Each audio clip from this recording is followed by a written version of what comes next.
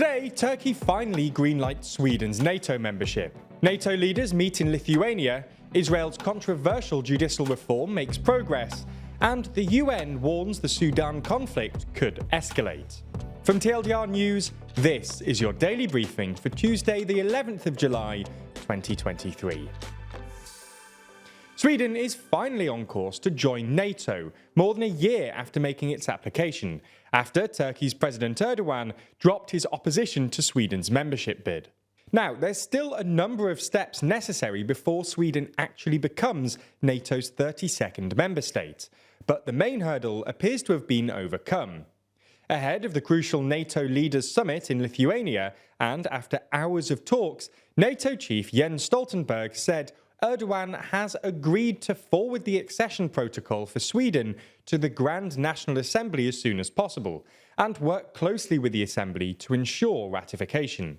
NATO applications need the approval of every single member state, and Turkey had been the final member blocking Sweden's entry. President Erdogan had accused Swedish authorities of failing to sufficiently act against Kurdish groups that it considered terrorists. Plus, other incidents like Quran burnings also complicate things.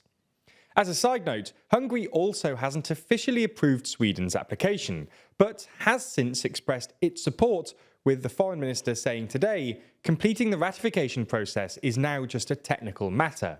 Anyway, Turkey's concerns have evidently been sufficiently addressed. In a joint statement, Sweden reaffirmed its commitment to work with Turkey against terrorism, and also pledged to support efforts to revive Turkey's application to join the EU, something that Erdogan had called for hours before. NATO has also agreed to establish a new role of Special Coordinator for Counter-Terrorism. To briefly go back to Turkey's efforts to join the EU, its membership application has been frozen for more than a decade, and EU-Turkey relations have soured in recent years. Realistically, Sweden's commitment to support the reopening of talks is unlikely to move the dial, and the prospect of Turkey joining the bloc remains basically dead for now. What it might do, however, is help to make progress on things like economic cooperation, visa rights, the customs union, and so on. It's also probably no coincidence that not long after the NATO announcement, the US announced it would move forward with the transfer of F-16 fighter jets for Turkey. The announcement that Turkey would support Sweden's entry into NATO did not come with a timeline, but for reference, it took the Turkish parliament 2 weeks to ratify Finland's membership earlier this year. Sweden's efforts to join the military alliance began last year when both Finland and Sweden made historic shifts in their military policy last year following Russia's invasion of Ukraine. Here's TLDR's very own Jack Kelly speaking to the chair of NATO's military committee, Admiral Rod Bauer, at the Vilnius summit about what Sweden can contribute to NATO. Well, the good news for all of us is that with the accession of Finland and Sweden, of course, we have more territory to defend, which is a concern, might be a concern to some. But the good news is they bring very capable forces to help us and to help themselves and to help us as a collective. So I think we are in a very good position with those two nations because they have very modern armed forces, because they were working with us already for a long time. So the integration in military terms in our armed force, in the structures, in the military structures, is going to be very easy, as we now see with Finland already. Yes. And militarily, there's another advantage, and that is that the defense of the Baltic region will become easier for NATO, because basically, so the vulnerability for nations like the Baltic states and Poland is going down because of Finland and Sweden to their north and northeast. So I think in many ways it is good news. It is contrary to what Putin wanted. He wanted less NATO. He gets more NATO. Yeah. He wanted a less united NATO. He has a more united NATO. So in many ways, he made a strategic mistake, not with terrible consequences for Ukraine. But I think in terms of our alliance, it has strengthened the alliance in a way that nobody basically foresaw. There's more on the way, but be sure to subscribe and ring the bell to make the daily briefing part of your daily routine, or just search for us on your podcast app to listen along. As we've said, NATO's annual summit is taking place this week. in the Lithuanian capital of Vilnius. One of the main aims of the summit is to make clear to Russian leader Vladimir Putin that the West are united and that they're not going to give up on Ukraine. It's been reported today that the UK, US, France and Germany are set to offer Israel-style security guarantees to Ukraine. This new defence scheme would, in essence, create a legally binding pledge for those countries to continue their military support for the Kyiv government. This way, Ukraine still gets some codified support without full-blown NATO membership, as that was blocked by both the US and Germany. As part of this, it's claimed that this agreement would include a promise for training Ukrainian troops, intelligence sharing, and assistance with bringing Ukraine's armed forces in line with NATO standards. The specific terms of the agreement are expected to be finalised in the next few days, with a final announcement being made soon after that. On the subject of Ukraine joining NATO, Ukraine's President Zelensky today said it was unprecedented and absurd that NATO had given no time frame for Ukraine to join the alliance, adding, "Uncertainty is weakness, and I will openly discuss this at the summit." So that's what's been happening with Ukraine. Let's move and discuss the latest news from Israel. Early this morning, the Israel Knesset passed the first reading of the highly controversial Judicial Reform Bill. The bill is designed to give the government more say over appointing judges. Critics claim that this is both a power grab by the government and that Prime Minister Benjamin Netanyahu has a conflict of interest on the matter, as he's currently on trial for fraud, breach of trust, and accepting bribes.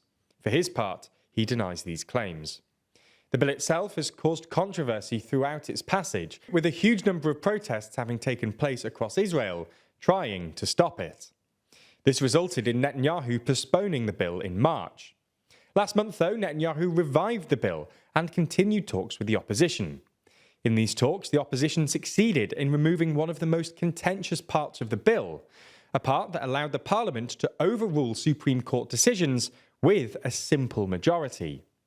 Today, 64 lawmakers voted for the bill and 56 voted against. Members of Netanyahu's coalition stood and cheered as it passed, while opposition lawmakers shouted shame.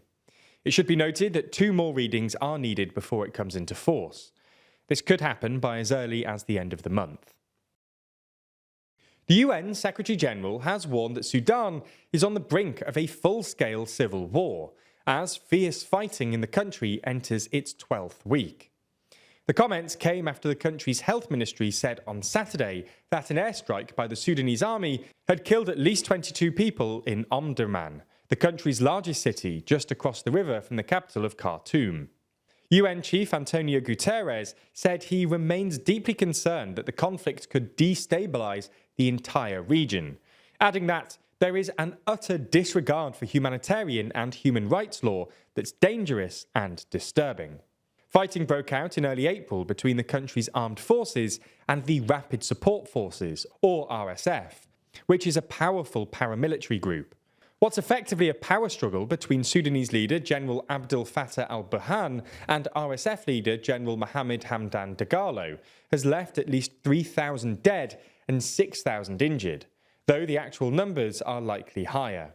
Nearly 3 million people have been displaced from their homes, with almost 700,000 of that number fleeing to neighbouring countries. Egypt will host a meeting this week of Sudan's neighbouring states with the goal of establishing effective mechanisms to find a peaceful settlement to the violence. We end the main section of the daily briefing with some positive news. The United States has announced that it has destroyed its last declared chemical weapons, ending a decades-long effort to clear out and destroy a stockpile of chemical weapons that totaled more than 30,000 tons at the end of the Cold War. President Biden said, "I am proud to announce that the United States has safely destroyed the final munition in that stockpile, bringing us one step closer to a world free from the horrors of chemical weapons." Workers at the Bluegrass Army Depot destroyed the final munitions, rockets filled with sarin nerve agent that had been stored there since the 1940s.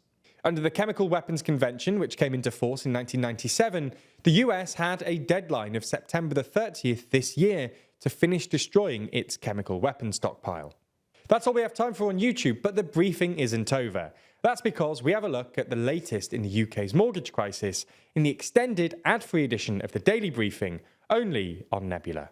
That's the streaming service we're building with a bunch of our creator friends, many of whom you're likely to be already watching. That means that by signing up, you not only get an extended ad-free daily briefing every single day, you also get to watch exclusive and ad-free videos from the best educational creators on YouTube. That's things like Real Life Law's incredible Modern Conflicts, which breaks down contemporary disputes around the world, Neo's Underexposure, which beautifully dives into complex and shadowy topics you've always wanted to know more about, or Extremities from Wendover Productions, which uncovers some of the world's most remote places. All of these are only available on Nebula, just like our extended daily briefings and a whole bunch of other exclusive TLDR content which never comes to YouTube. If you want to sign up, use the link in the description so that they know you came through us. That helps us out a whole lot,